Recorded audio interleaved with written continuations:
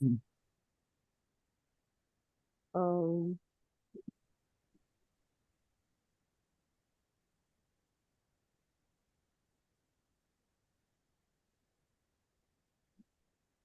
Namo Arihantanam, Namo Siddhanam, Namo Airiyanam, Namo Uvajayanam, Namo Loe Savasahunam.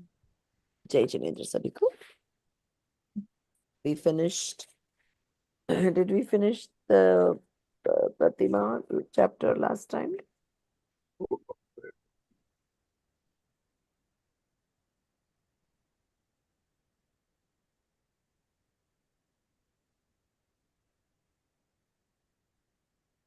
We are on 32nd page and point number 7. We finished 7, right? Now on to 8. Okay.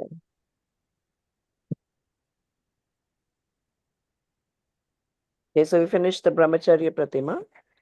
Right. And now we are on Aram Tyag. Okay. Who remembers what is Aram?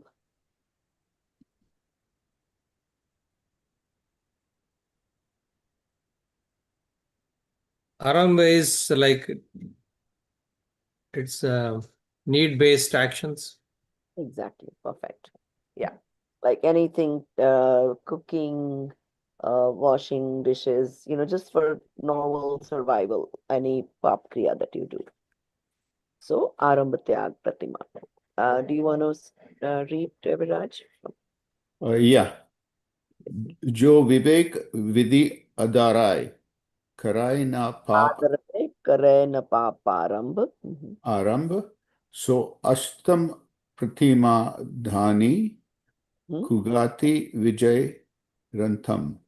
Yeah. One who with discernment refrains from engaging in sinful activities, such as a person as the eighth Pratimadari conquers the battle against wrong conduct and becomes wealthy of good conduct.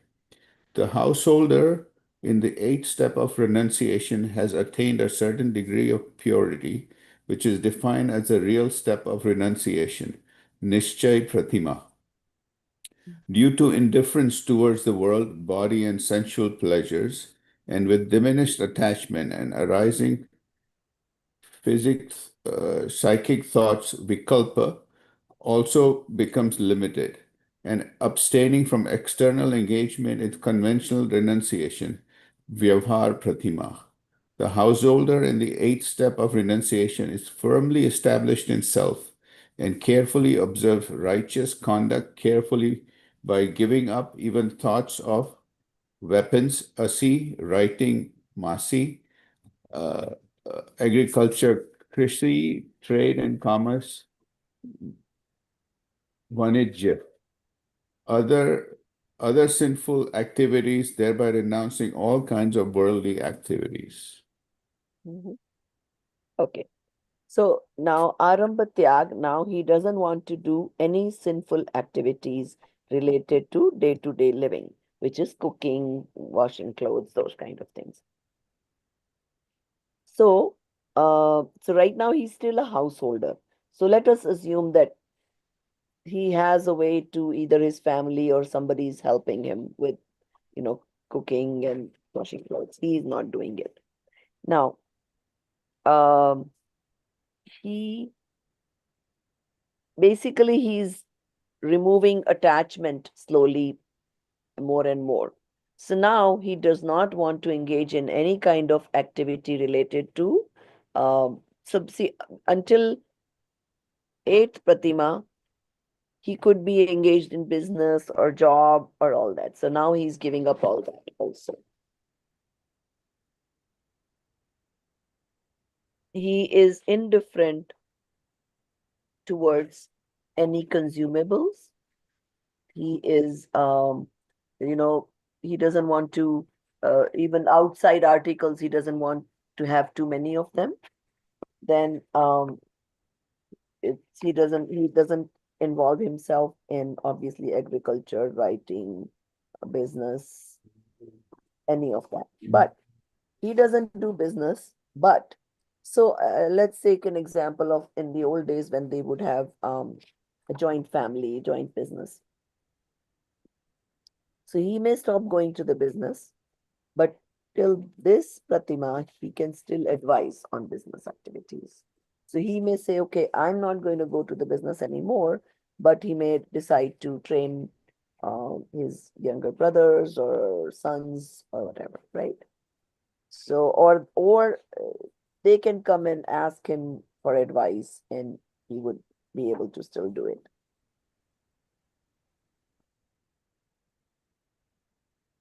So now he's himself not going to do any business or any of those things. Any questions on this? So as he reduces attachment towards the worldly life, which is the relatives, the business, the any belongings he has, slowly, he's giving up and moving towards being a sadhu, Muniraj. So what does he do all day? So like, I mean, if he's not doing the business or day to day Right. living So he activity. would be engaging in either study of the scriptures, meditation. See, now he has he's in fifth Gunistan, which means he has experienced the soul and he wants to now more frequently experience it, right? So he's going to try to do that. Hmm.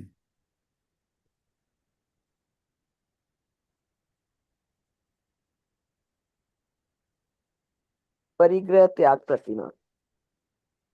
So we all know what is parigraha, right? All attachments, including relatives or any of the uh, belongings that he might have. Okay. So who wants to read that next now? Nidhi ji, I can go. Okay. Okay. Steps of renunciation of possessions, parigraha tyag pratima. Mhm.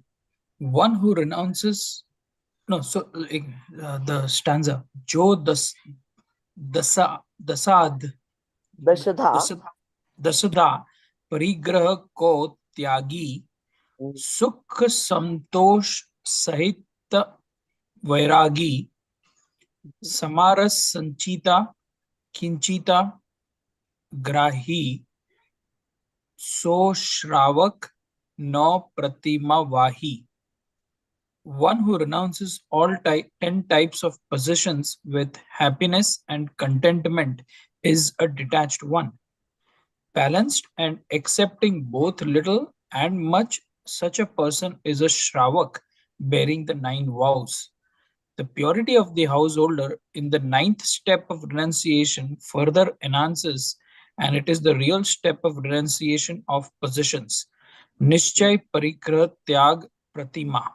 Simultaneously, passions have diminished, hence, keeping only minimal necessary possessions, he has the auspicious disposition of renouncing all other 10 types of possessions.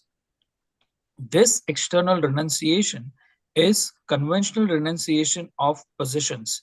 The life of this practitioner becomes filled with detachment, contentment, and equanimity. So now he doesn't feel he needs any of his business, his belongings. Uh, what are the things that would be considered in parigraha? Family members, Mhm. house. There is internal parigraha and external parigraha. So external parigraha is how many like vehicles, are gold, money, external items. And internal parigraha is the attachment towards the like the rag, and a lot of other things. So he doesn't have any attachment towards the family members. Neither does he, like, so now they start giving up any belongings that they have. So if he has a business, he's now transferring it to like whoever the next person in his family, then he will be now what all it relates to is their passions are reducing, more and more indifferent towards doing anything, doing business, going anywhere, uh, engaging any kind of activities other than soul searching. So now he doesn't have interest in any of those. So he now keeps minimum items with. So let's say even his own clothing, they might limit it to 4 sets, pairs, or something like that. Now, so he's already more and more getting detached, right? Now he's now content with whatever he has, whatever his circumstances are, and he wants to manage with minimum belongings, whatever little bit food he can get, and that's it. So now he gets into Anumati Tyag. So far, for his personal use, he gives up pretty much everything, his business, and he doesn't want to do. But he could engage in advising. Now he's losing attachment towards that too. He doesn't even want to deal with advising anything. So that will be the next Pratima. Anu. Prabhaji, one quick question. When they say other 10 types of possessions, are they like specific or just like in general, what we talk about the 10 possessions? No, there is, remember I said there are 10 types of parigraha. There are, let me see if there's a way I can, so far we have not gotten, I don't remember it offhand in my memory. I was trying to see here. Mm,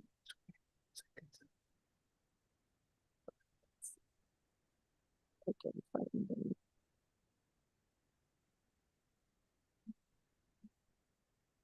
We did read about parigraha.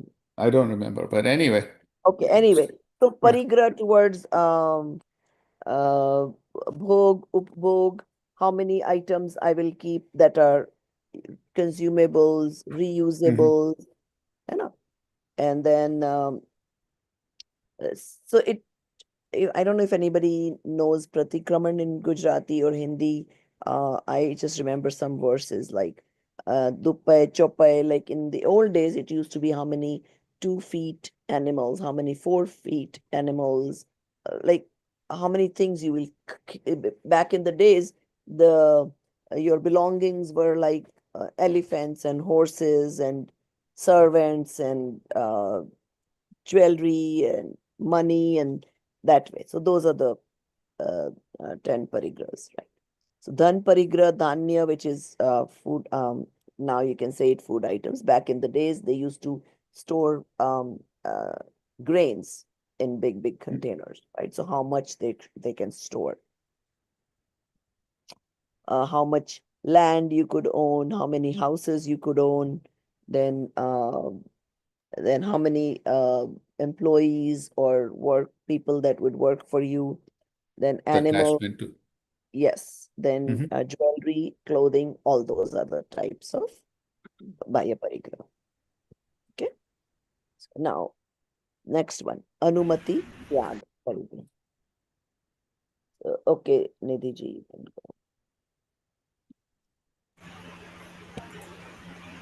Steps of renunciation of giving advice.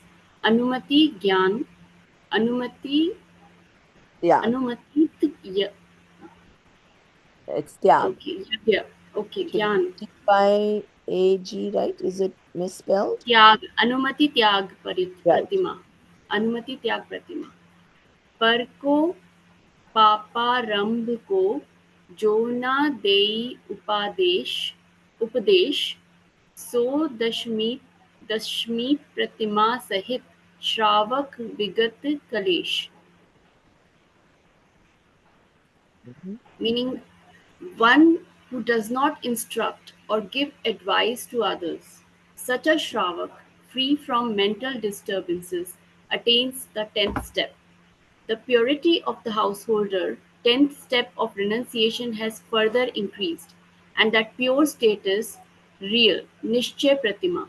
In this state, the natural, effortless indifference, meaning the mildness of attachment, increases to such an extent that he does not provide any advice, consent, or permission in any way regarding worldly affairs, business, marriage, etc., to their family members and well wishers. This is a conventional step of renunciation, Vyavhar Pratima. This practitioner is called an excellent disciple, Uttam Shravak. Okay. So यहाँ पर जो परिग्रह, I already told you, बाह्य परिग्रह and अंतरंग परिग्रह is क्रोध, मान, माया, लोभ, and rati, arati, shok, jugupsa. All those are antarang parigraha.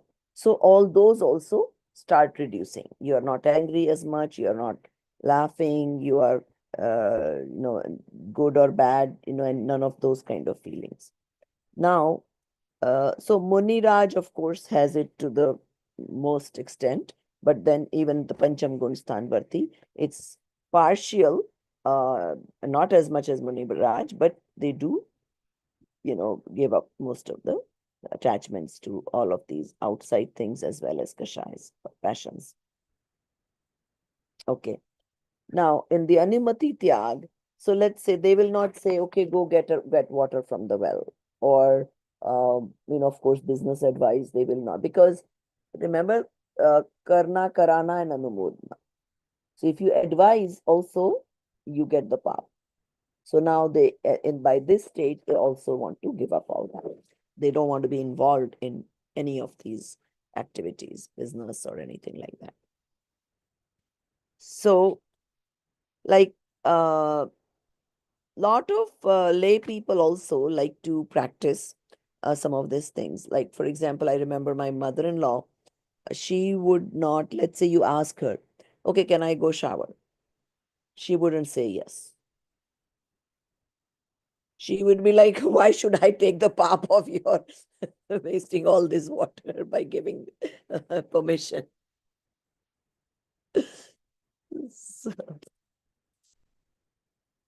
So, I mean, it kind of, so knowing some of this knowledge just makes you more aware. We don't even think, somebody would ask, yeah, yeah. But like, we don't think that, yes, I am going to get this pap of doing the anumodana or giving permission for this. And also, normally, the people are tendency to give free advice unnecessarily. If you just go and talk, they just give advice and they use. Is the other thing. Jains would not, Yeah.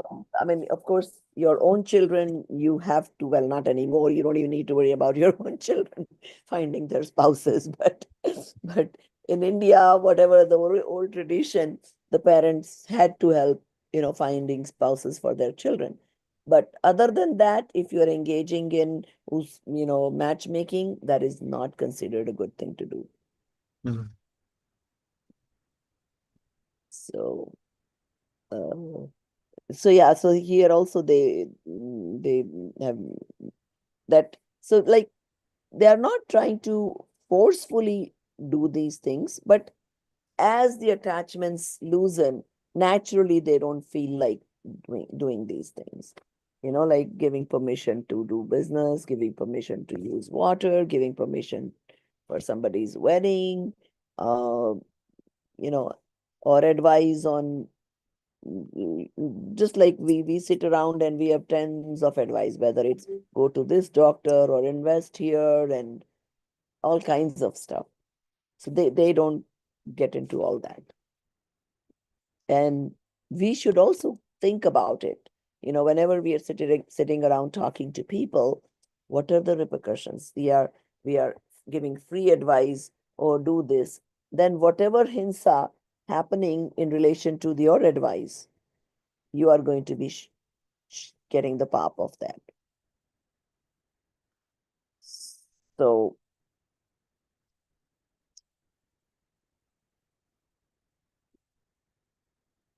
this, by this Pancham Gun Sthan, They don't give any kind of sansaric advice. Now, the best I can relate to Pancham Gunsthan Shravak is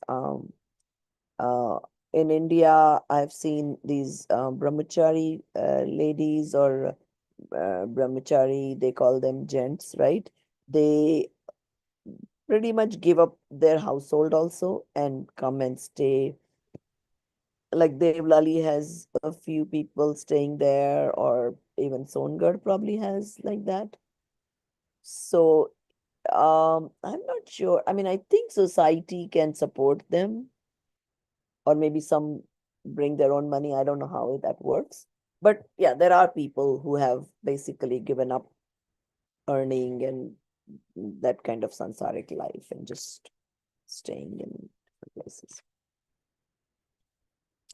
Then last one is Uddishta Tyag Pratima. So now they're starting to get closer and closer to being a Muni Raj. So, okay. Safalta ji, you want to read that? Step of renunciation of food specifically made for him. Uddishta Tyag Pratima. Jo suchand varata taja dera matha mandapa me karai basera. Mat Mandap. So there should not be any lines above the mat, right? Right. Jo suchand varte tajdera mat mandap mai kai karai basera. Okay, go ahead. Chit ahar. Ahar udand bihari so ekadash pratimadhari. One who freely roams, abandoning residence, stays in temples, monasteries, and pavilions, consumes food not prepared intentionally for him.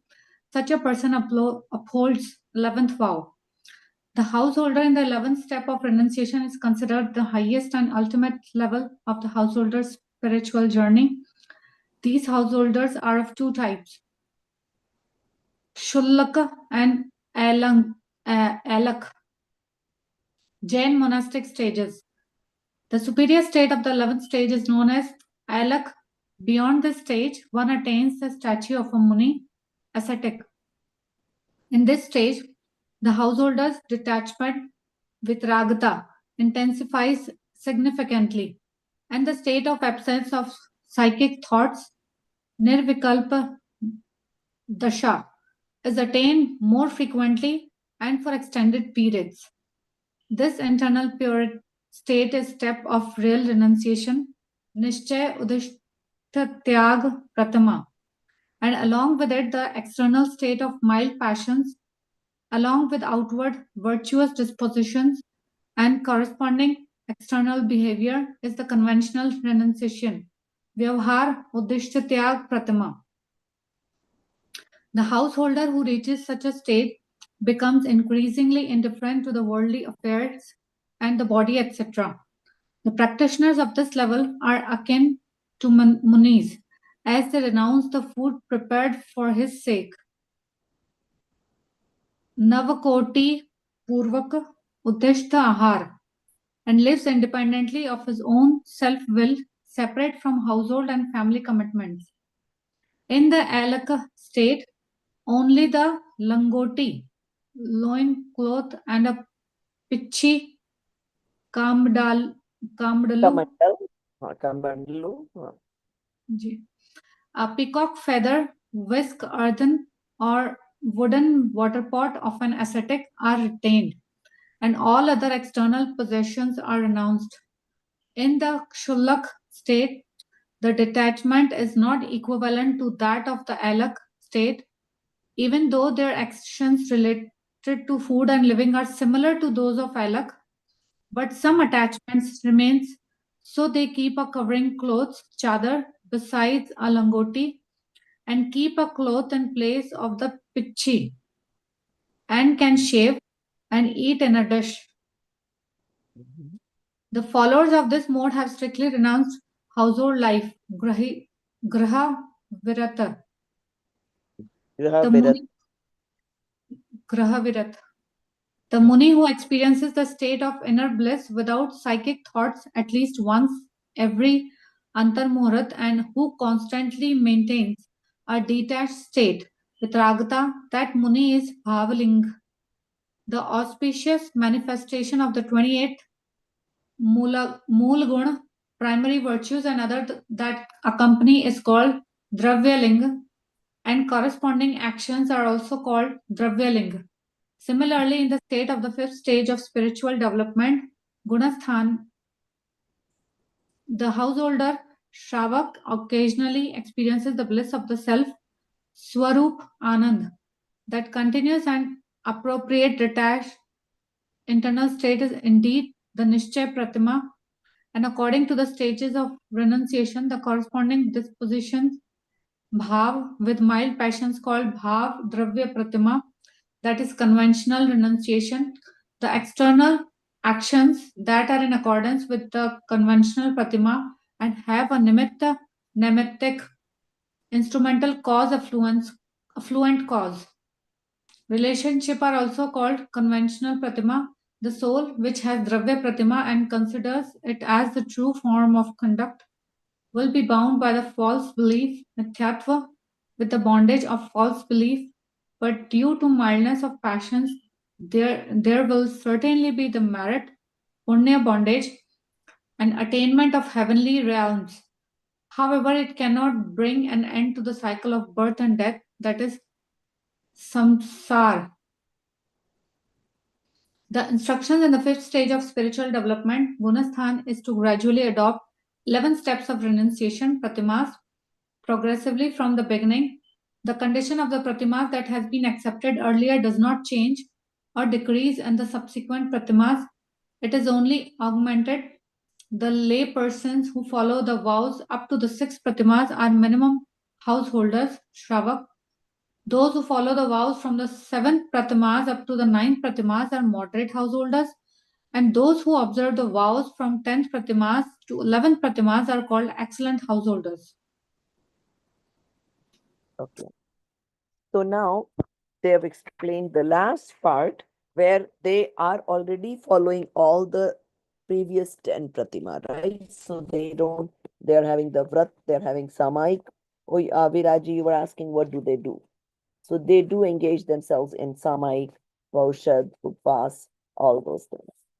So, primarily they're trying to stay with their soul and then their eating behaviors, their all these day-to-day things are changing. So now they are more and more detached from the family, from the any kind of business, a job or anything. Whatever they want, their possessions are now very limited to either 2 pieces of cloth and pichika mandal, or even 1 piece of cloth and pichika mandal. And then in the chulak state, they also are allowed, they also eat in a plate, versus in the elak stage, they don't even use plate, they eat in their hand. And doing kesh loch, which is they don't see in the Muniraj state, you cannot be dependent. Let's say if you have to shave or you have to cut your hair, you have to be dependent, right? Then you have to keep a shaving cream or razor and this and that. So that's why they do loch, which is basically pulling the hair. So in the Shulak stage, they have not yet gotten as much detached to the body. So they don't want to suffer the pain of, when pulling the hair and all. So they're still using whatever, razors and scissors and whatever. But once they cross that attachment also from the body, they go to the alak stage, where they're pretty much like Muniraj, except they're having 1 piece of cloth. And when and even that attachment is gone, then they become the Nagna Digambar Muniraj. Now, of course, by this stage, they are no more living in the house. They've given up. They usually, I would say, would live wherever the sadhus are living with them, and basically trying to do the same things as a sadhu would do. And sadhus have different, things that they follow in each parampara. I am not completely aware of Digambar parampara, but at least I would think they have to do pratikraman twice a day, a certain amount of swadhyay and meditation and all that. And then Digambar sadhus only go out for food once a day, right? They only eat once, food and water. Whereas I think in Shvatam Parampara, it's kind of different. They do go multiple times nowadays. Okay. Then, so now here again, they're saying that those are all the outside characteristics that we have read so far about the Pratimas. But now they're supposed to be able to experience this happiness of the soul continuously, more and more frequently, and for a little longer time. So that is the Bhavlingi. And with that, naturally, all these 28 Mool Gun come with it. So that is called the Dravyaling. Now, same way in the Pancham Gun Sthanvarti Shravak, maybe a little less frequently than Muniraj, but they are also experiencing the soul, and accordingly, their outside characteristics following of vratas and all this is happening. So as their vitrakta is increasing, and what so far what we read was Bahya Pratima. Now the Nishchay Bhav Pratima is, accordingly their Kashai is less, their like I said, experience is more frequent. Now they're saying if you only see outside, so basically they're saying that there's a nimitic sambandh between the inside state of your soul, the frequency of experience of the soul, and what they would follow outside naturally. So that is supposed to follow naturally as you experience the soul. So that's why those are called Vyavhar Pratima. Now, if you only have the Vyavhar Pratima, or they call it Dravya Pratima here, that is not the true Pratimadhari Shravak. Okay? Because all the outside, whatever we read, is supposed to come with the experience of the soul. If somebody pretends and just does those, then he is getting the path of mithyatva.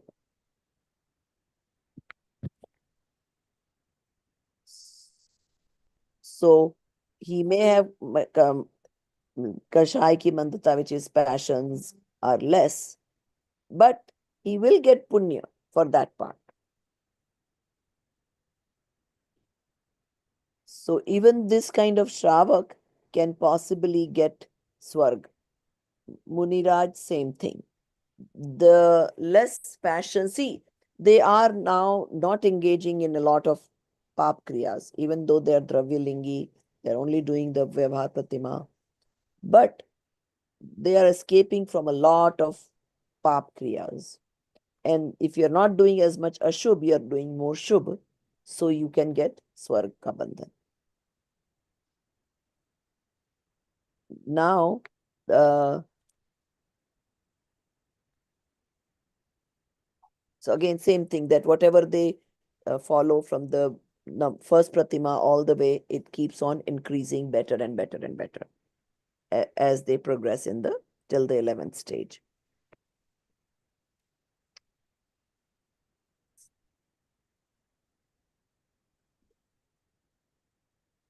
Now they've classified that how many, depending on how many Pratimas they follow, first to 6, they call them Jaganya Vrati Shravak. Means less. What did they translate this in English? What did they call Jaganya Vrati Shravak? So they've just basically categorized into three, low, medium, and high. So Jaganya, Madhyam, and Minimum. Jaganya is minimum, then okay, moderate, then excellent. okay, yeah. So, so now there is no timeline in terms of um, how long they can be in the Jaganya, which means they only follow 1 to 6 Pratima. They may not feel like renouncing more for a while. Then again, they may keep on increasing what they're renouncing and so forth. But these steps help them to be very well prepared for the Muni Dasha. So now, whatever they're giving up as a Muni is no surprise to them. So they've already practiced enough of all that. See, as a Shravak, if you are, while you're practicing all that, even if you go back, it wouldn't be considered that bad. Versus if you take Muni Dasha and then say, oh no, no, now I cannot tolerate all this heat and cold and I want to just go back. So it's not considered very good to drop down from the Muni Dasha. So this training type of this in between stage is a good thing to happen. Okay. Any questions on this Gyara Pratima? Ma'am, like once these Shravaks, Yeah, can they engage in Anumati for religious events, religious organizations? I would think so. Until they come to the Anumati Tyag, they could be uh, organizing religious events or advising on what type of temple to build, that type of thing. But Muniraj should not do that. It is seen like Panchkalyanaks are conducted by Muniraj, at least in their Right. supervision, and then events are happening on large scale, very large scale, where Muniraj are Actually, participating. yeah, technically that is not supposed to happen. Because Muniraj has, so think about it, Muniraj is a step ahead of all this Anumati Tyag, Uddishta Tyag, all that, right? So how would it make sense that they should do that? And Like that's how you are able to see if they are true Muniraj or not. they are building like Shikharji ka miniature. They are, they say, because I think it doesn't occur to the Shravak. At least they are nudged towards it. कि okay, ये बनाना चाहिए, ये कर सकते हैं. So that is But a they're source doing of their own loss, okay? It's their own loss. Think about it. All the path of constructing something, if it's his idea, he's propagating it, who is going to get, right? And that is not his stage to do that. yes. Is when you have actually realized your soul, you have experienced your soul, you will not be interested in all these things. But naturally, Yeah, right, exactly. mm, So now a Shravak, it's possible. They come up with an idea, they have money, ability to collect funds and build something like that. It's fine. But Muniraj, because think about it, how low level that is compared to experiencing your soul.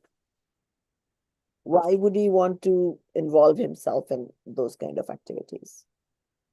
Because that's putting him, uh, lower than what he deserves.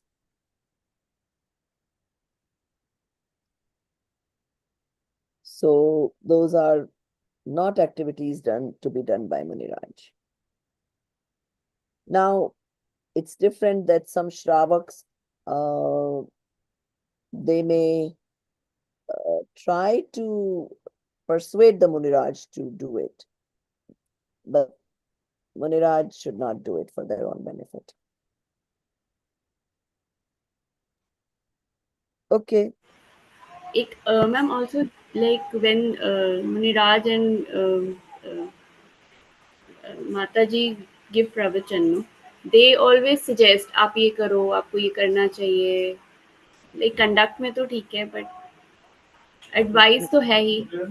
Advice should primarily be renounce the world, give up attachments. That should be their advice, not build temples and build upashray and this and that. Now, Mataji, because they are not Sixtagunistan sadhu, and depends, they may not even be from Changunistan, but even if they are, they may not have reached that Pratima where they went give advice. They may be able to do that. Okay. Like I know when we went to Ayodhya, I think there was this Gyanmati Mataji. She was, I mean, not that she designed, but at least she was, yeah, there overseeing. And a lot of people like that, okay, oh, ye Gyanmati Mataji ke inspiration se bana hai. So it kind of becomes a little more gets of popularity. So this big Jain temple is like within walking distance of the Ram Mandir. It's a pretty big complex. And there's already, I think there was two mandirs, and then they were building a Samavsaran, and they were building a few other things when we visited. And I think that was done under Gyanmati Mataji's supervision. So I would say maybe that is okay because she's not considered sixth Gunstan. She's considered either fourth or fifth Gunstan. And during that stage, they can do it. And I think she's pretty, I don't know her age, but I think she's pretty old also, Gyanmati Mataji. Yeah, she's in her 90s, I think, 91 or 92.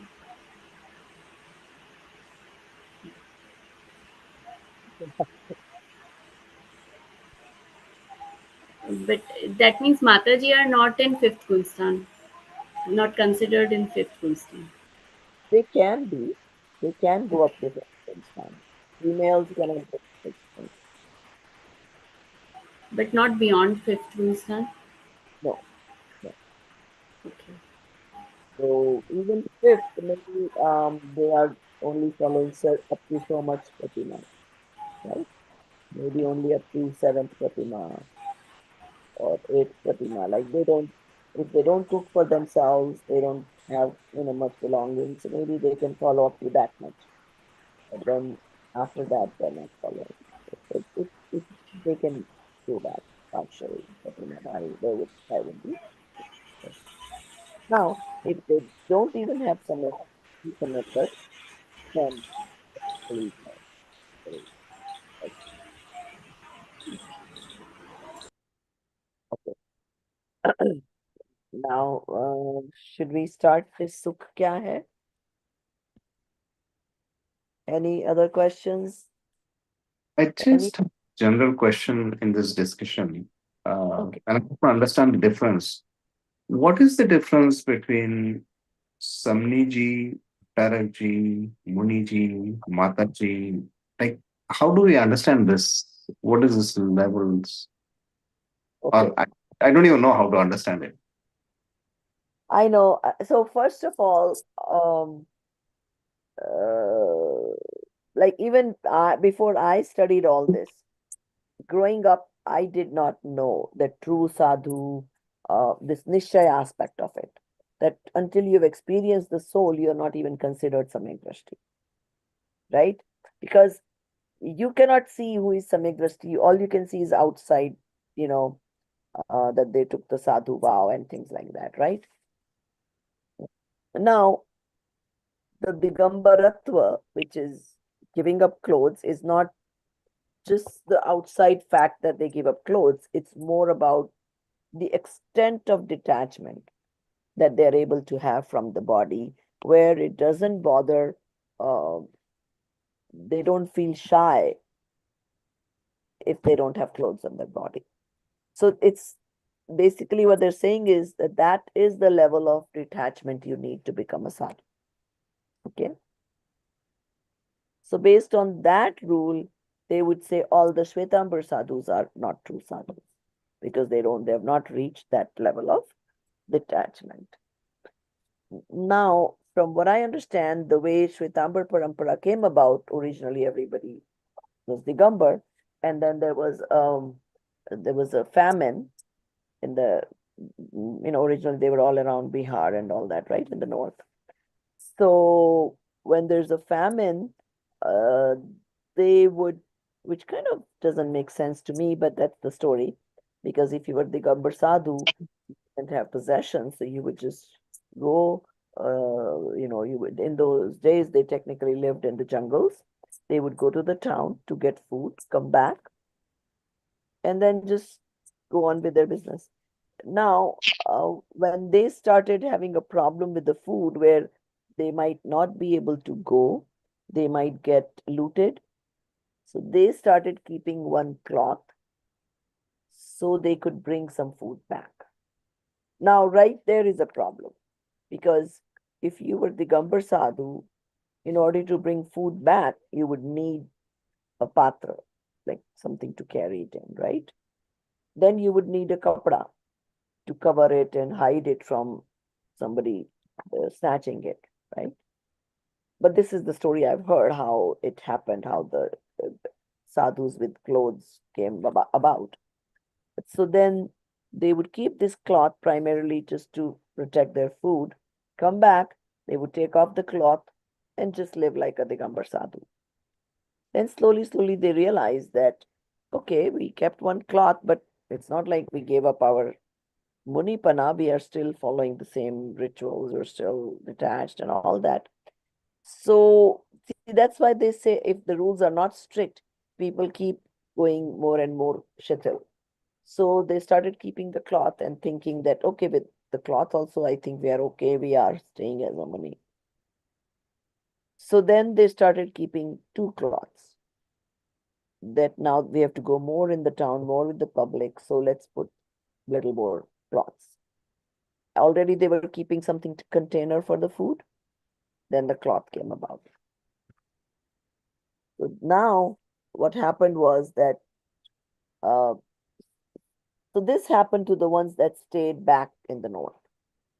The ones that moved south because of famine, they could stay Digambar because now they did not have this problem of their food getting snatched and all that.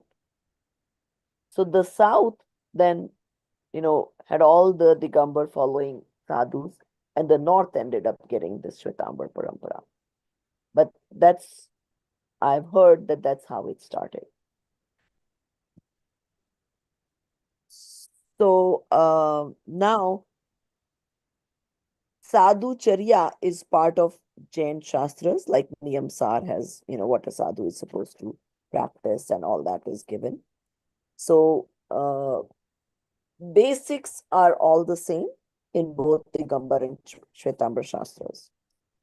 But obviously, once they started wearing clothes, their new books would talk about wearing white clothes or whatever it is their ritual, their thing. Did I answer a question? Did you have a different question also, Dineshi?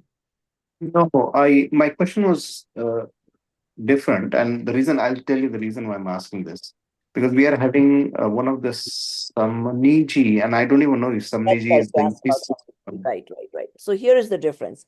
So now what happened was certain things stayed common between Digambar and Shwetambar. The sadhus all walk barefoot. They don't use any conveyance, trains, buses, flights, anything. So that so far, both sects, Shwetambar and Digambar, still follow. Sadhus are not to, they only can travel barefoot. They are not to travel using any kind of conveyance, right? So what happened then is that in the US, first one was Sushil. No, I think Chitrabanuji maybe. So he was from the Murti Pujak Parampara. He had come to our house and I had asked him how he ended up becoming sadhu. His story was he lost his mother, and the father took Diksha. So where is this little kid gonna go? So he also had to take Diksha with him. So really, it was not his will. And now, as he grew older, he's now sadhu. He's getting educated. He's a young guy. He's doing good pravachan. He's a good orator.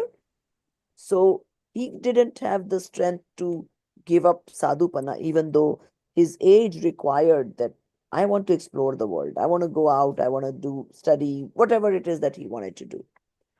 But he wouldn't do it for his father's, because it will be a lot of shame for his father that his son gave up the Muni life. So when his father passed away, he shared with some Shravak that I want to get out of this. They got him married to their daughter and immediately, same night, sent them to the US. Because in the India, it would create a big uproar, especially if somebody popular like him, anybody who's a good orator, would give up sadhupana like that. So now he came to this country, and what did he know? He didn't know how to earn money, right? But he has to survive somehow. So he started preaching, meditation, talking about ahimsa, and somehow got some Americans together. And because in the America, we don't charge for, like sadhus cannot charge money for giving sermons and things like that, right? But that's not the American system. So he was able to charge for whatever he was teaching. And that way he had a livelihood, right? But now it was a big shame. So he was a sadhu. The few limited Jains that existed in this country at the time were happy that, oh, at the end of the day, he was a popular sadhu. He came to this country, and now we have someone to look up to, or somebody to teach us, or some exposure, right? But yet, there was this thing in people's mind that no, he's really not sadhu because he flew from India to here. So now, then Sushil Muni came. So these two people basically gave up their sadhu pad. Even though people still treated them like a sadhu, called them Sushil Muni, and things like that. Chitra Banuji also got married, so it was kind of hard to call him Muni. But Sushil Muni actually did stay like a Muni, Swatambar, Sanakvasi Muni, because he did not get married and all that. But people in India took offense to that. That if you call him Muni and he's not following, so that's not a good thing. Now, everybody else started having this attraction that they should also come here to preach. So, Swetambar Sthanakvasi, the sect Therapant, decided that, okay, because if a sadhu goes, then they are kind of breaking the rules of being a sadhu. So let's create a category which has to follow all the rules of sadhu. Like Shwetambar and Digambar, basic rules are the same in terms of ahimsa. They're supposed to watch the 7 hands up front, follow ahimsa, all those things. They cannot travel, they cannot ask what they want to eat, and all those, right?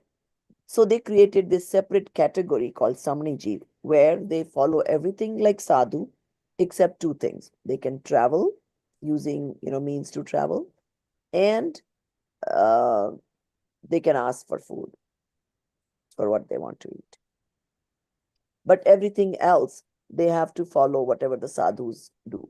They have to read certain shastras, certain times. They have to do twice a day pratikraman, and all the other things. So like the Samnijis shouldn't technically sit very close to, the opposite sex, and all those rules they're supposed to follow. So that's the reason why this category was created. So then originally it started with coming here, but then also they would travel within India.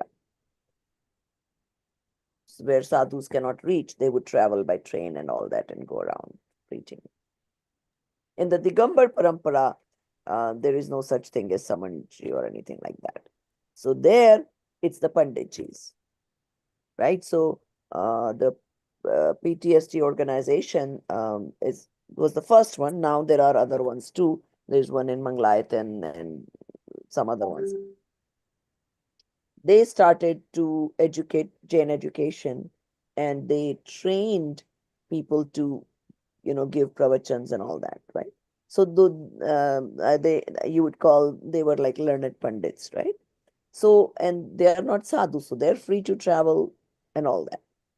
So there the Panditjis come, but in the Shwetambar Parampara, the Samanijis come. So the reason people started accepting that, because they figured, uh, you're used to giving reverence to the sadhu level, right? So even in this country, their kids got to do what a sadhu's life is like. So people kind of appreciated that special category was created. Thank you. Understood. All right. So, see, as the times change, society needs change. People's, even in the, technically, they're not supposed to use any electricity, which means no microphones, no, of course, phone usage, none of that is supposed to happen. Now, all kinds of changes are coming about. So sadhus they cannot possess anything, so they may not possess a phone, but some Shravak near them might have a phone that they use, which is also technically not a good right thing to do.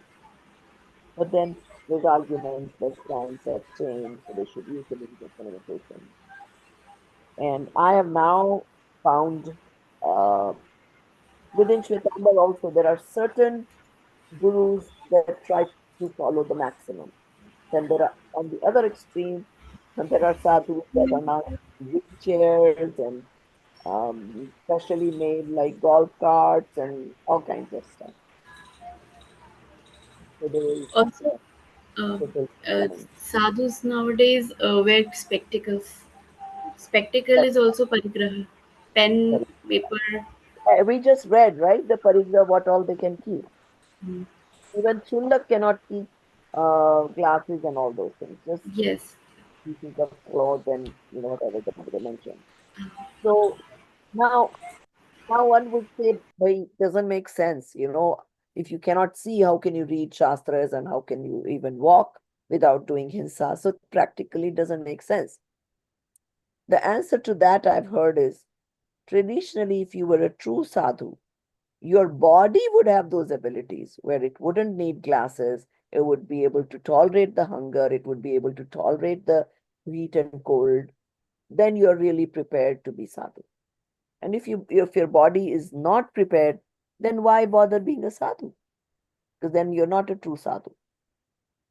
So that is the argument towards, why uh, those who are using all those things are not technically true sadhus. Yeah, and I think because also we um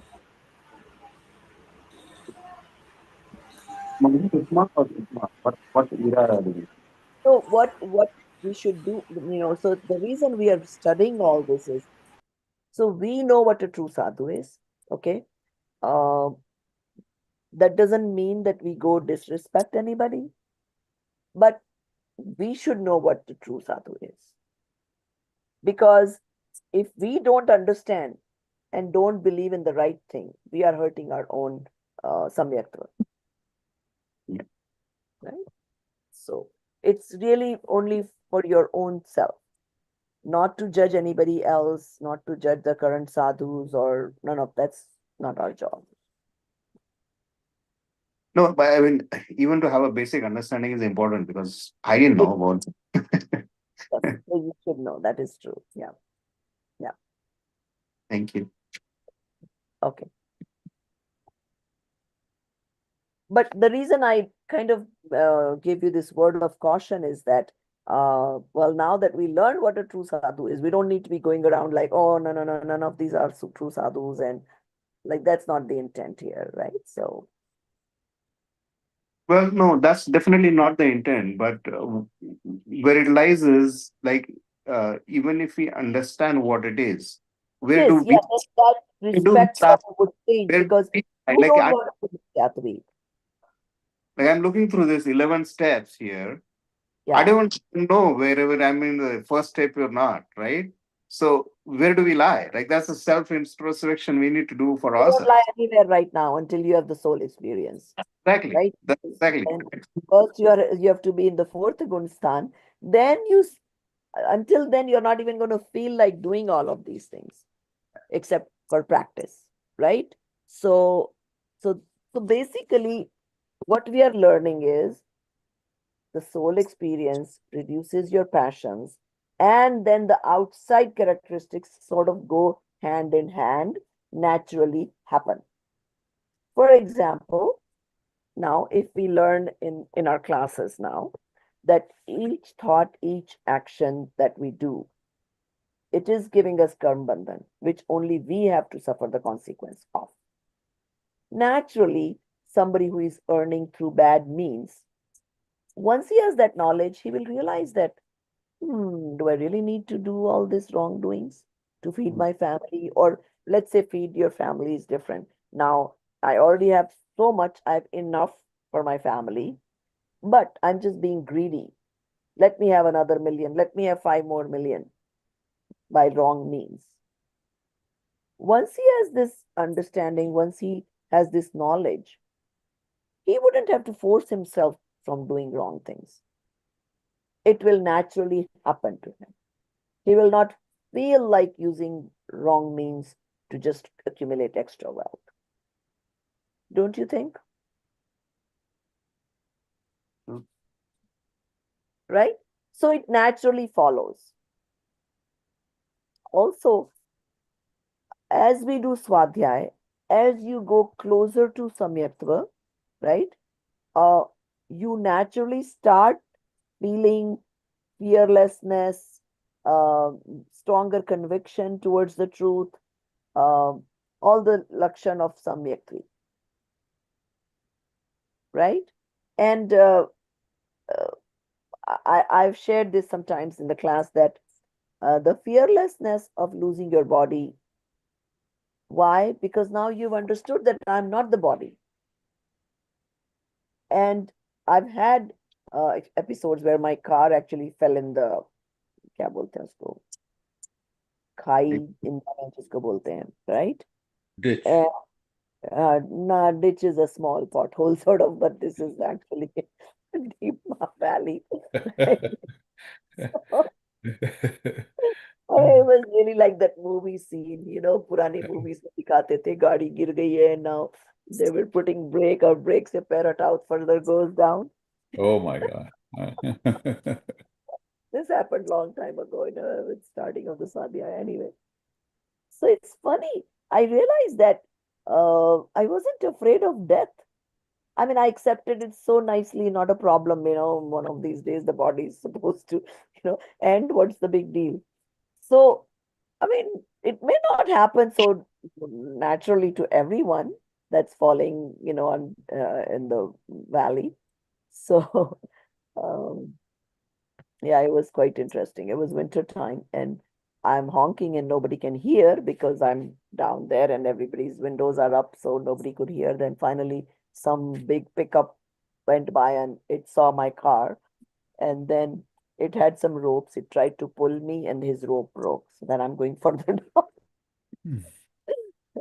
But by then, and then my son, he was very little, like a year old or something like that. So as soon as he came, I said, first take the kid out, and then whatever happens. It was interesting. But anyway, so the point is that you slowly, realize that now your attachment towards body is not that much that it would scare you.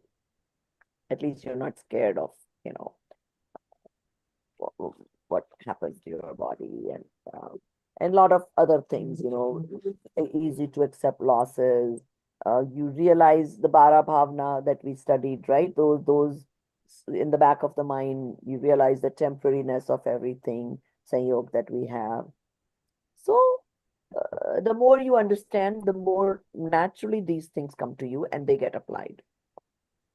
And same thing then applies to Samyak Drishti ji, fourth Gunstan ji. Even their outside characteristics follow that. So shall we move to part 5? Sukh kya hai? Yeah. Right. Okay. So Bahubali ji, you want to start reading Yeah. that? Yes. What is happiness? It is a universally accepted fact that all jivas desire happiness and fear suffering. But the question remains, what is true happiness? What is considered true happiness? Without understanding the true nature of happiness, the mere desire for it holds no meaning. In general, people consider materialistic possessions that are meant for indulgence and happiness, joy, as the means to attain real happiness. Therefore, their efforts are directed towards acquiring these possessions. In their perspective, how to attain happiness stands for how to attain material possessions for indulgence. What is happiness? Such questions do not arise in their hearts because they believe that a life of sensual enjoyment is life of happiness. Therefore, whenever discussions about happiness and prosperity arise, it is often said to love all, work hard, produce more food, and strive for industrial and scientific progress. These will lead to prosperity in the nation and everyone will become happy. Idealistic statements are made that one day every human being will have nutritious food to eat, suitable clothing for every season, and modern houses equipped with scientific facilities, then everyone will be happy. So are we trying to be happy in this America now? Now let's raise the minimum wage. Now what's Yeah, happening? yes, Everybody now is suffering the, ripple effects of it, right? So, so, so the writer now is going to prove how it doesn't really work, why everybody cannot be happy, yeah, right? We take that definition of happy, that yeah, everybody has good food to eat and clothes to wear and all those things, right? So, and which is true, which is what all the countries are trying to do, right? India thought that, oh, US has, they try at least not everybody under the poverty line, government is helping them so they can raise their standard of living. So now India is doing that, right? They are trying to pay all the poor people certain amount so they all have at least basic things. But are they all now happy? Maybe some are. yeah. So, so that's what, he's trying to uh, put what is happening in the society and how it doesn't always make everybody happy, right? So, okay, continue. So we do not want to argue whether all of these will happen or not.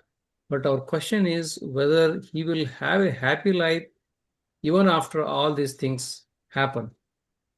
If We yes, already, so many countries are working so hard to raise their happiness index. yeah, Did you know?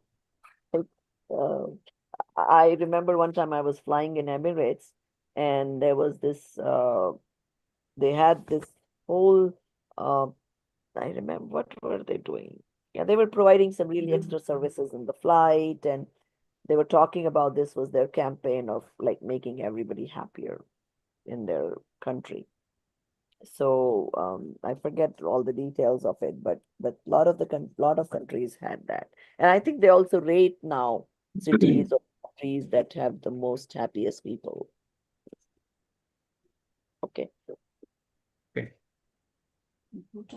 So we'll have a happy life even after all these things happen. If yes, then those who already possess all these things, are they happy today? Are the countries that are touching the zenith of prosperity, Is everyone happy and peacefully there? But it is observed that everyone is distressed and agitated, anxious and worried. Therefore, what is happiness needs to be contemplated seriously.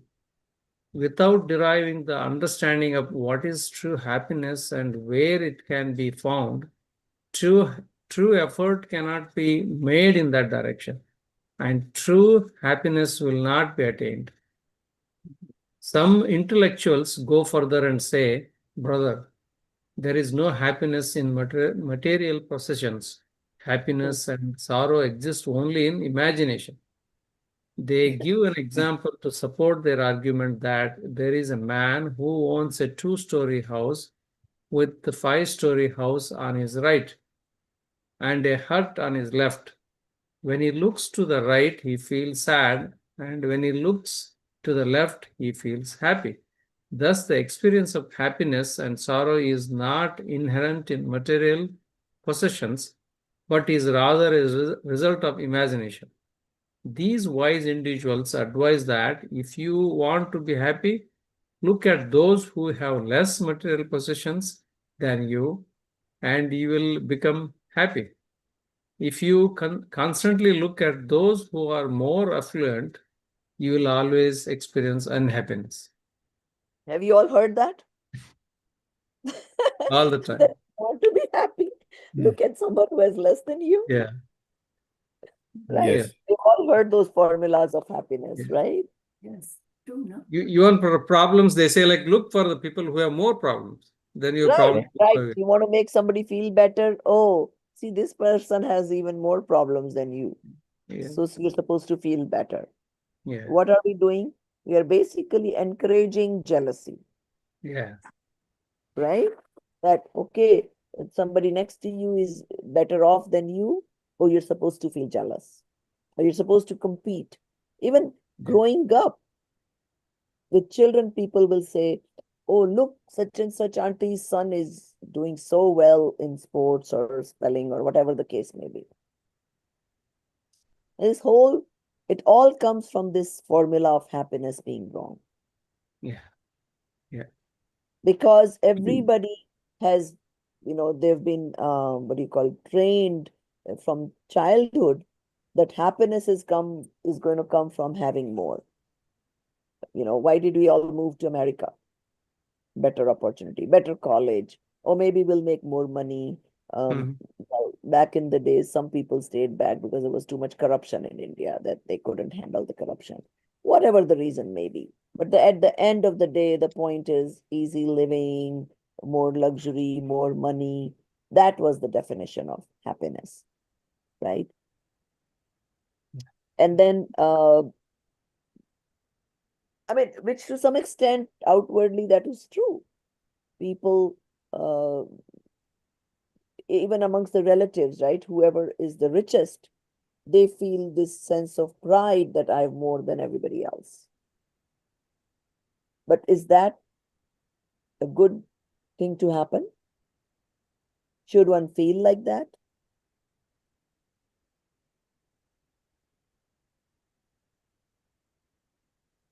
Think about it.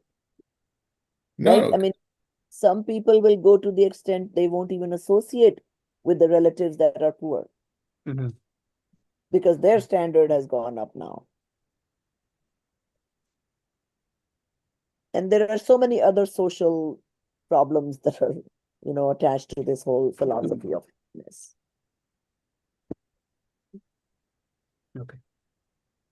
So it is an inappropriate way to say that happiness is merely an imagination, or to attain happiness looking towards a hurt, poor, and destitute when compared to self. Because even a worldly virtuous person becomes compassionate when he sees the suffering of the miserable.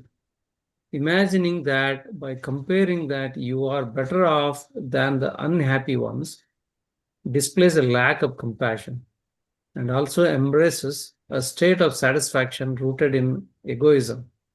This can never be called happiness. Is happiness something that will come to you by merely looking at that hut? Until you your attention does not turn towards true happiness, it will not be attained. This method of attaining happiness is also incorrect because what is Read. happiness? Amitji, did you read today? He did read one Pratima. I read one Pratim. Okay, okay. But that's okay. Let's just change so Okay. that way he doesn't have to read it all. I don't know if Dinesh Purard there is there's two Dinesh Purard. Oh, do you have two phone and I guess okay. Yeah, You that lost is his voice. because I don't have the camera on my computer and I'm working on the computer at the same time. That's why I see. Okay, I no lost problem. from places. I have not read. Do you want me to go or? Yeah, you can go then. Yeah, good. Right. Sorry. Yeah, the reason I wasn't asking because I'm looking at this other still picture. Sorry about that. Oh, there's a light in there too, you know.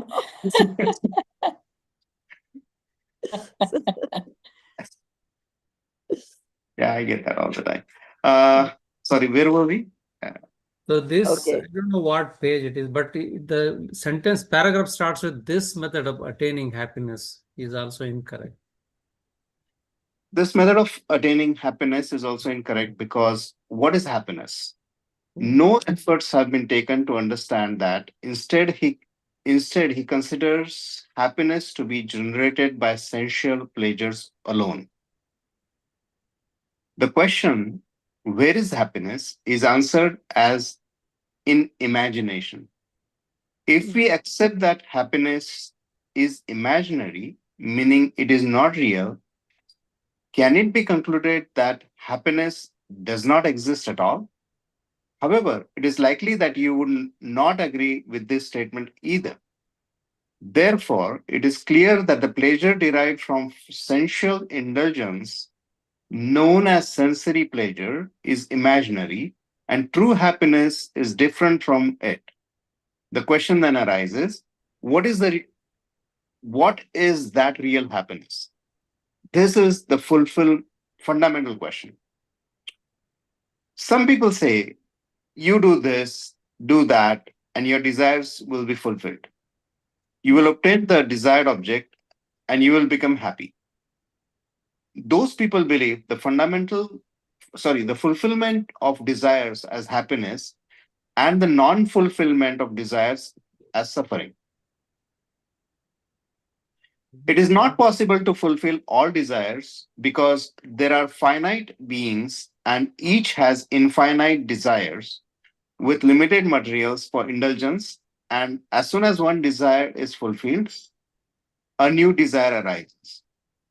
In this way, the flow pattern of desires that never end continues to prevail.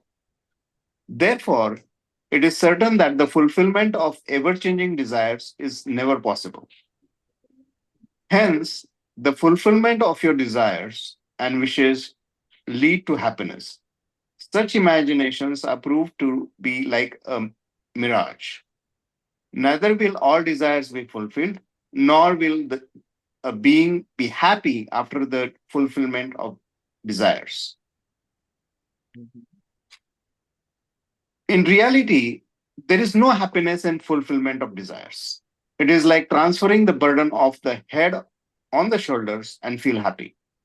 If someone says that the more desires are fulfilled, the more happiness there will be, although not completely, this statement is also incorrect. Because true happiness lies in the absence of desires, not in the fulfillment of desires. Because we experience less agitation even if desires are partially reduced.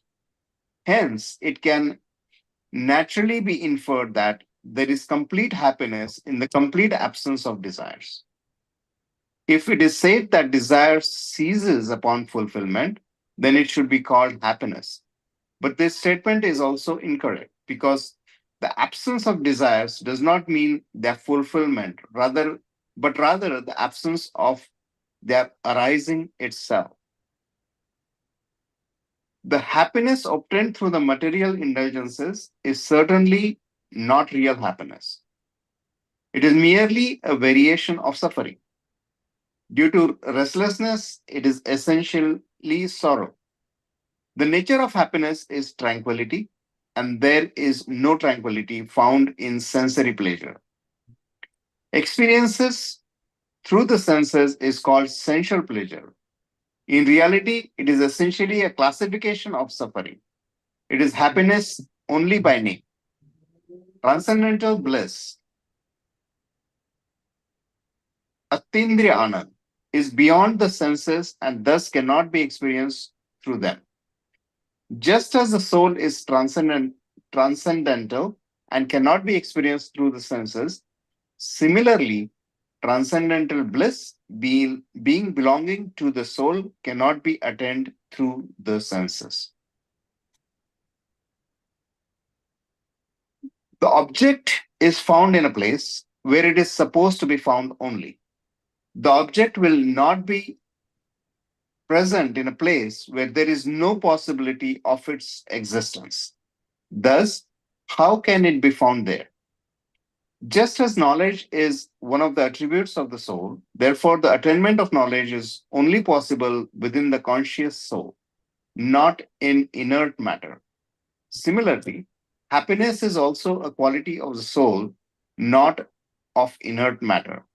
Therefore, the attainment of happiness will be within the soul, not in inert objects such as the body. In the same way, this soul, by not recognizing self, wanders with ignorant false knowledge, mithya gyan. In that same way, Jiva, desiring happiness for self, is inclined towards the external non-self objects. And this is the root cause of their suffering. The direction in which he seeks happiness is incorrect.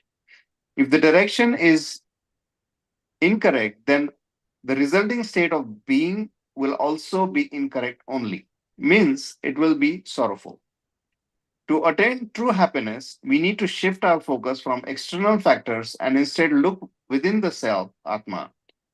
Know the self because our happiness resides within our own soul. The soul is the source of infinite bliss. It is full of bliss. Therefore, those who seek happiness should turn inward. Those with an outward perspective can never attain true happiness. Should I keep going? Yeah. Yeah, there's only a couple more paragraphs, right? Yeah, we can finish. Well, we can finish, okay. And then we can have a good discussion on this. Everybody can come up with their happiness factors. Sure. True happiness is an experiential reality of the Atma. It is not something that can be spoken or demonstrated. It can be obtained only by turning one's perception away from all external objects and becoming self-engrossed in one's own knowledge-natured soul. Since the soul is inherently blissful, the experience of the soul is an experience of happiness. Just as the soul cannot be attained without realization, in the same way, true happiness cannot be attained without self-realization. Upon deep contemplation, it becomes apparent that the soul does not need to obtain happiness from anywhere. Because it is inherently composed of happiness, it is blissful, and happiness itself. What does one who is embodiment of happiness need to obtain happiness for? Happiness is not something to be obtained. It is something to relish, to experience. Why yearn for happiness? There is no happiness in restlessness. There is absence of happiness in restlessness. Restlessness itself is a form of suffering. Absence of restlessness is happiness. Similarly, why desire happiness? Desire itself is an embodiment of suffering. Absence of desire is happiness. What is happiness? Where is happiness? How can it be attained? All these questions have only one answer, only one solution, and that is self-realization, Atmanubhuti. To obtain self-realization, The only primary solution is to do contemplation of fundamental elements, but keep in mind that the experience of self realization arises beyond the initial stage of contemplation. Who am I? What is soul? And how is self realization attained? These are separate topics that, for separate analysis, is expected for them. Okay. So now we already, when we started the course, we talked about why we are doing this, right? To be happy. Now they've further in this chapter gone into more details. Do most of you, like, do you agree with all the points that he has talked about? Right? One question I had, Yeah. where it said it's happiness is just a form of suffering. Where is that? No. So what he's saying is, uh, so let's say you had 105-degree temperature. It came down to 103. Are you Right. going to be happy or sad? If I had 105 temperature, Yeah. yeah, I'll And feel it's better and you're feeling not better. yeah, But I are feel you're saying you're feeling positive, right? You're happy. right. But has the suffering of fever gone? No. No, that's what he's relating it to. So what he's saying is the happiness index is basically less stressful is happiness.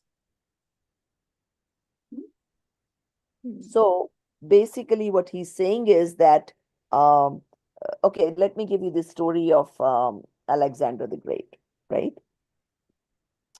He just saw this guy, some boy just laying around under a tree, and just he's peaceful, and he's like, you're a young chap, why don't you go get some work and make yourself happy, earn a lot of money, and whatever. So he says, oh, so what do you think will make me happy? This Alexander is trying to conquer the world and conquer everything, and he's uh, having wars, and so they keep asking, so what will you do after this? He goes, I'll conquer another country, then I'll conquer this, I'll conquer that, and then what? So then eventually I would have owned all this, and the person keeps asking, after that what will you do, after that what will you do? Then he goes like, after and anybody who makes a lot of money and has a busy life, what is their goal eventually?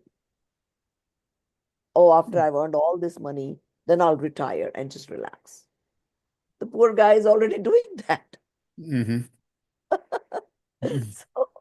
So he's like, why go through all that rigmarole if the end result is do nothing? That is what we go to vacation for. People go to beaches to do nothing. No, but So you have security, right? You have financial security if you worked all your that life. is what he's saying, that those are all imaginations. If this guy who doesn't have anything, just roaming around in the jungles, could have this feeling of no fear what's happening tomorrow, why not you? Because it's very hard. We can say that in theory, but how many of us can tomorrow go walk out in the jungle and be happy without anything? But still, it's a concept to think about. That No, are I we understand. I happy just understand that because we it's have things? No, only because we have made ourselves believe that having food, shelter, at least minimum that much is important, right? The person living in the jungle is not exposed to any of that. All he's exposed is to the berries or whatever he can find to eat to fill his stomach and drink the water from the river. And he's happy. He's fine. He doesn't even feel the need for anything more because he hasn't seen anything better, right? Before people explored other countries, before people invented means of transportation, who imagined to go to foreign lands to be happy? They were content wherever they were, right? Now we think, let's get AI and things, life will be more comfortable. Is it, you really think it's going to be more comfortable? no, I don't think it's More comfortable, but convenient? That's yeah, what the world has done over time, right? The world has, why do you think all these inventions, all these were supposed to bring about happiness? more comforts, more conveniences, right? But were they ever able to accomplish all that? There's always this debate about people saying, oh, the older people saying it was better in our times, and younger people saying, oh, you didn't even have all these comforts. You didn't have a refrigerator. You didn't have cars way back then. Now we have all this. But having all that did not make them any happier than their grandparents or great grandparents. Right? Back in the days, people lived in small towns, so they didn't need means of transportation. They walked to friends, relatives. They didn't have means of entertainment. They just went to each other's house, sat around, talked, gossip, whatever. But does that mean they were less happy? No. Then the TV era came, and people thought, wow, they got so lucky, now they have a way to spend time. So now all those people going to houses for each other's company, now TV was their company, right? Now what is your company? I mean, people think, oh, I'm not social. Everybody is a social animal. Just because they don't feel the need to go meet people or have parties or whatever doesn't make them less social. Today, everybody's on social media. They can't do without their phone for even few minutes. What is all that? What is news? It's storytelling, right? In the old days, the grandmas told stories to their grandchildren. After dinner, they didn't have TV. They didn't have WhatsApp to look at. The families would sit around. Grandparents would tell stories to the rest of the family. Only the means have changed, but we're still doing the same things. Yeah, but then maybe we just haven't changed. Maybe we are unhappy then and we are unhappy today with You different can things. say that. Yes, you can say that. They were Exactly. equally That's what it. happy or Yeah. unhappy back then. Yeah. And we haven't really accomplished a whole lot by going to the moon or having AI or social media or TV or whatever else we've Yeah, because accomplished. it all depends on the individual person. A lot depends on the individual person also, how satisfied and how comfortable he is with Well, himself. think about it. The older generation is quite satisfied without AI. I'm sure they don't think they need AI, right? I mean, whenever any new technology came for that matter, when phone came, the Right. grandparents didn't care to use the phone. They were happy with whatever their means was, go to each other's house and whatever, right? And then everybody got used to phone. Then everybody got used to other medias. But the older generation was not unhappy to not have that.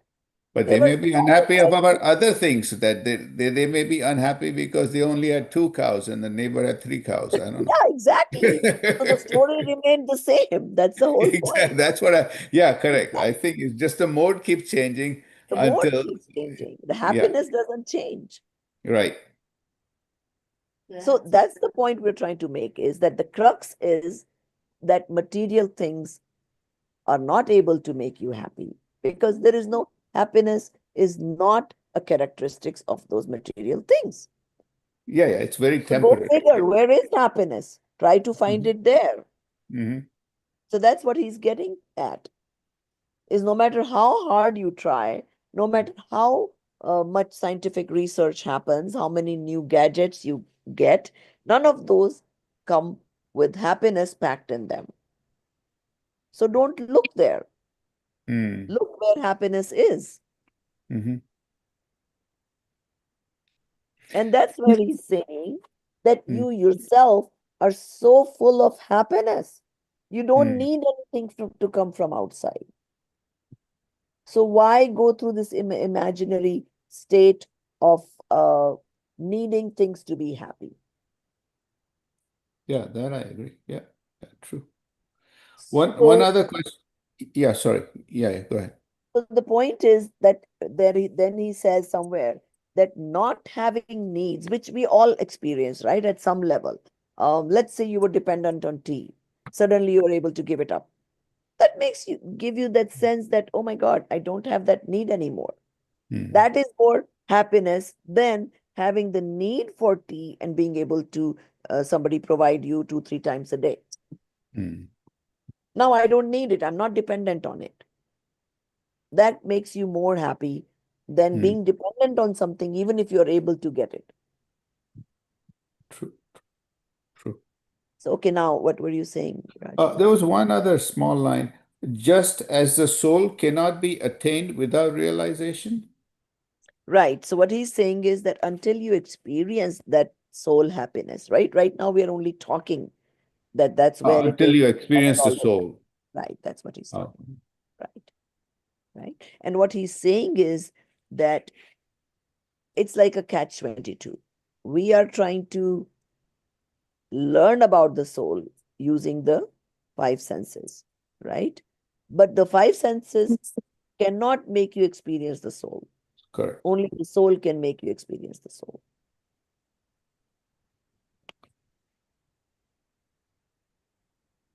So it's like a good essay where he's kind of giving all these arguments of making us realize that are we one of those who is running after happiness in the material things? Or are you better off focusing on where the happiness could be? Rather, is not could be. So that is like a rude awakening that, oh, I've been kind of going in the wrong direction all this time. Now I need to make a U-turn and go towards the direction of that true happiness.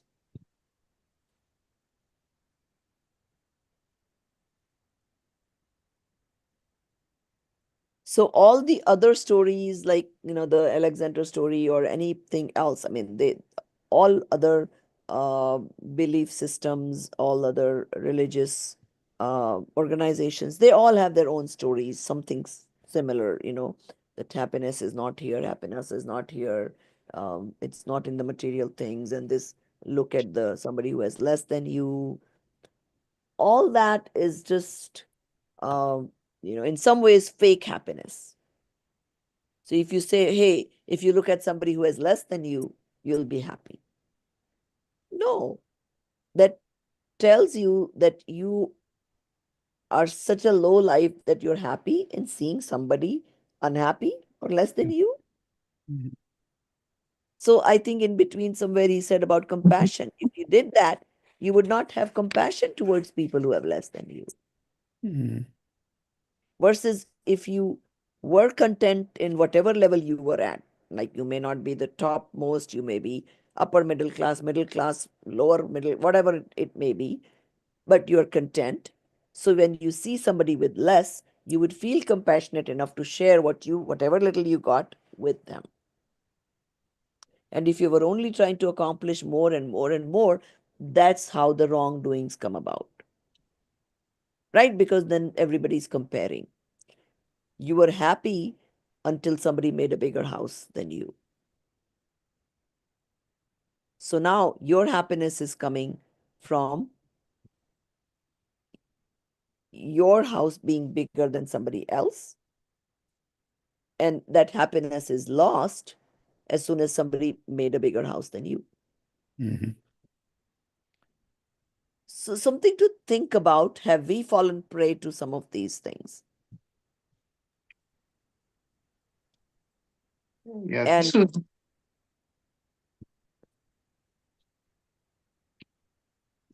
so somebody who is has these kind of understandings, they naturally are out of that competition system,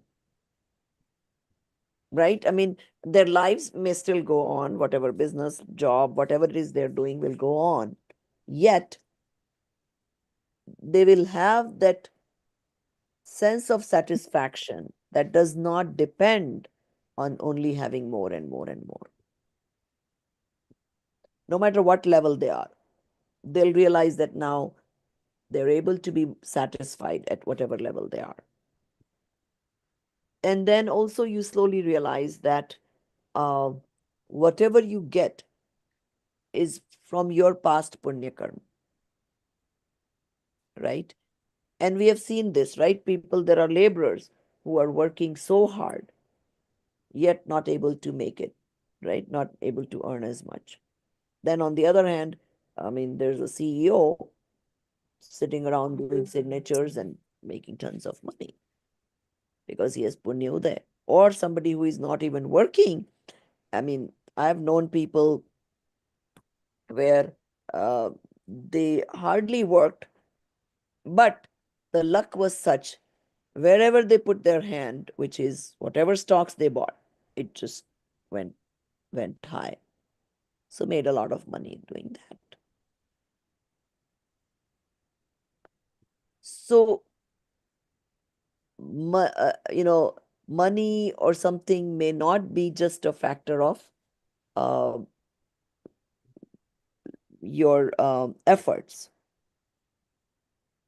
So then you say to yourself, okay, wherever I'm at, it's more important to be content and peaceful than running that rat race that am I ahead of my colleague? Am I ahead of this guy? Am I ahead of that guy?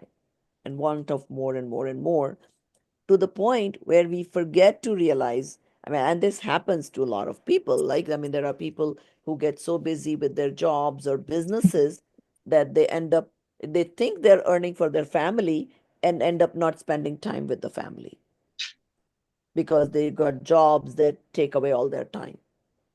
I'm sure you've all either known someone or experienced that yourself at some point in life. So it also sort of teaches you, where to focus on. So this akulta, and he used the words. What did he call it? Restlessness. Restlessness, right? And the tranquility, right? So those are things to think about. That am I giving up my tranquility to accomplish more and more and more? Or am I, so you may be a very busy person accomplishing this and that. As long as you're able to do in the natural flow of things, that's okay. It's just happening, it's coming to you. Versus like running that rat race to accomplish it. And you will see there are people who are not as accomplished, that yet they're quite satisfied with their lives. They're happy. And then there are people who have accomplished a lot. They're the best in sport or whatever their field may be, best engineers, and yet they always have this desire to achieve more and more and more. And that is what the world teaches you in a way too. Oh, you accomplished so much. Now raise your bar. Now you need to do more, right? You reach this level at work. Now go for the next level. And, you do that all your life, trying to reach the highest level. Whereas once you understand this, it put things in perspective for you. That, okay, what is more important for me? This is temporary. Yes, I do need to lead a comfortable, reasonably okay life. But is getting the true happiness also important to me? If it is, then how do I divide my time? How do I, so they say that after 40 or after 45, I mean, at a certain age, of course, you do need to focus on your studies and job and, accomplishing whatever. So you're not dependent on others to do a normal bare living. But then you go towards vairagya, which means I've had enough now. I have, whatever the level may be. I mean, some may be very rich, some may be average. But as long as they feel content that, yes, I have enough, my family is enough to eat and decent house to live, then you try to shift your hours towards finding the true happiness. So you increase your time to read the scriptures, trying to, and that is, if you remember, it's also in Jainism. It's more popularly talked about in Hinduism. where you divide your 100-year life into 4 sections. First 25, brahmacharya, second 25, Grahastha- earning and all that, and Grahasthashram, yeah. prasthashram, and then the third 25, what do they call it? Van prasthashram, Vanaprasthas. right? And then the last, whatever, you give up everything. So, it makes a lot of sense because otherwise, so it gives you a guideline. Otherwise, you're never satisfied. I've known people in their 80s. They're now out building a bigger house. Imagine, I mean, what is an year old going to do? Only now have a bigger house. Now let's have parties so we can show to other people that I have a bigger house. Pretty much like wasting their life. And I have known such people. In some ways, having too much money is like a curse. Because what will money give you? Take you towards bad habits, take you towards competition. Now, in the old days in the villages, when people had money, like, let's talk about a smaller town. So they call them Sethi in those days, right? The big business people who had more than, let's say, others, right? So what was the lifestyle? These Sethis would be responsible to take care of the people who didn't have enough. They, without giving their name, quietly made sure anybody who didn't have enough got extra grains, extra things. They built temples. They, whatever extra money they got, they used it for the society and the needy without even claiming their name or fame. Or even if they did, because people in town knew, so they might name the schools after them or whatever. But that was the general lifestyle in the olden days.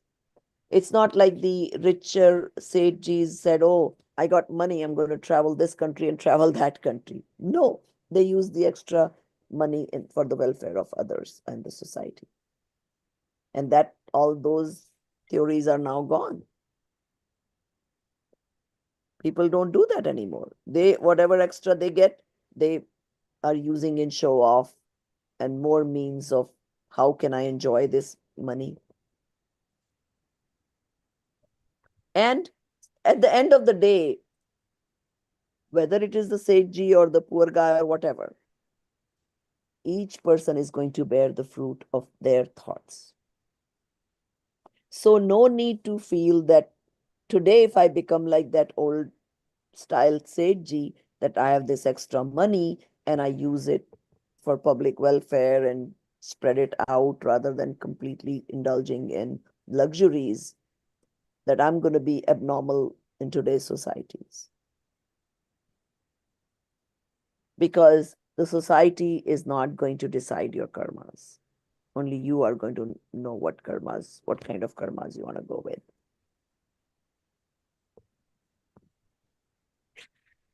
I think the last point it made is like a absence of desires is the happiness. In a sense, like when we do not get the desires is satisfaction. And before that, it mentions that, okay, all the material things are not giving happiness.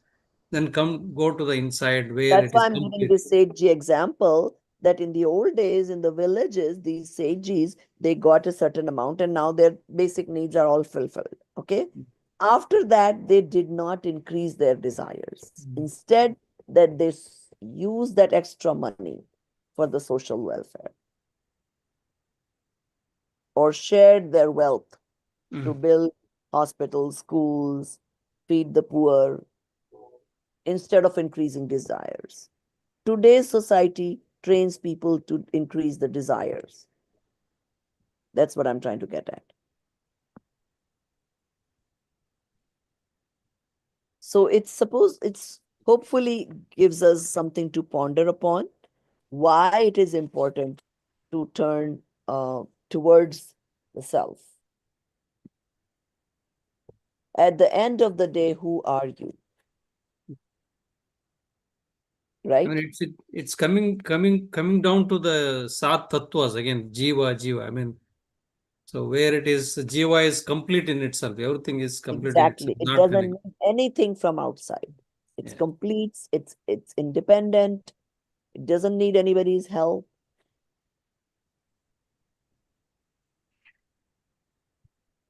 And that's should be our goal.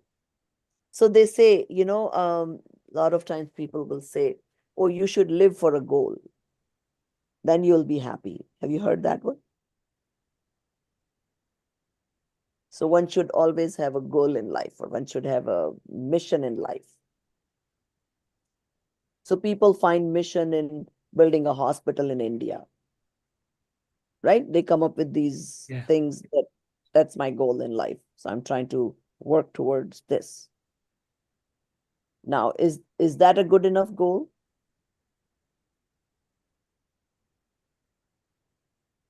What will you accomplish after you build a hospital? Goal I is to remember maintain. Goal is to maintain the hospital. Then I remember my husband retired like early than, the normal retirement age, right? So when we went back, some of his high school friends that we are still in touch with, and they're like, "Oh yeah, good thing that you retired early. You're the right kind of guy who should have retired, and you got enough money, and India needs you. There is so many projects you could do." And my husband is going like, "I didn't retire to do projects." So like, and then there are companies that chemical companies that knew his expertise, and they're like, "Oh, now you could be doing consulting for us now that you've retired from your job." There was a friend of his who uh, went from here and opened a big business. I mean, he was a researcher, so continued research in India, and now has a huge business and everything like that. And he was like, "Oh, good, Shanti, you retired, so you can come and join me now, and you can do all this." And he's like, "No, no, no, I did not retire for any of these things." So I mean, people don't have the concept. They're like, yeah. "What? Then what are you gonna do with yourself?" You know? So, so it's a lot of things for us to think about and understand. This gives us a sense of direction, where we should be going, and going towards the true happiness, right? And then, of course, everybody has different things when they can do it, some early, some later, and that's okay. But that should be our ultimate goal, that I want to really go towards the true happiness and not run after the other material things. And the sooner I go towards it, the better it is. And then there is no, when we talked about like teaching little kids, teaching Pathshala, teaching youth, again, nobody knows what their age is going to be. So this age-old thing about, oh, we'll do soul searching when we are, once we retire or once we are older.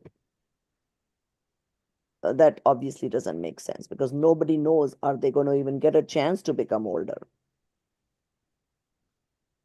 So something to think about, to do at any age. Of course, how much time you can spend can vary, but at least go in that direction. So it's a interesting article. And speaking of that tranquility and stress and all that, if you guys have heard about this, what do they call it? Is it blue zones? Where Hmm. people very Yeah, blue long, zone, blue zone. Yeah, right? blue zone. Yeah, Yeah. right. Blue And zone. then they discover these people don't have much. Having less desire is what is keeping them happy, peaceful, and live longer.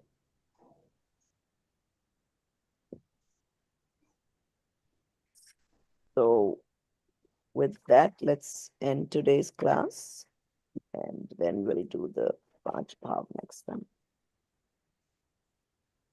Oh, by the way, what do you guys want to do with the Das Lakshan? In the past, I have done where we present, each of you present a chapter or things like that. Do you guys want to do that? Yeah, That's would like to do that. okay. Now, from what I understand, a lot of you next whole week are busy in the evenings, right? With Pratikraman and all that. Yes. So we cannot do that during next week. So should we postpone it to maybe in September sometime? Yeah, Sure. Yeah. I What think we that will would do be. is, depending on where we are with the syllabus, if we have enough time, then we can just use the 2 hours of the class time where maybe 2 or 3 people can present each class time. Normally, they don't allot time for self-study books, maybe just an hour of class time. So in which case, in the past, I have done like extra classes in one of my class. Every day of the selection, we were doing one presentation. But I don't know if we will have time to do that. So let's see. Maybe we'll do some in class and then some, if we need to, maybe some extra time like that. Fair enough? Yes. Okay. सहजानंदी शुद्ध स्वरूपी अविनाशी हूँ आत्म स्वरूप सहजानंदी शुद्ध स्वरूपी अविनाशी हूँ आत्म स्वरूप सहजानंदी शुद्ध स्वरूपी अविनाशी हूँ आत्म स्वरूप निज निधि निज में बताई यह अनंत उपकार है इसके लिए जिन वाणी माँ को वंदना शत बार है वंदना शत बार। जय जिनेन्द्र।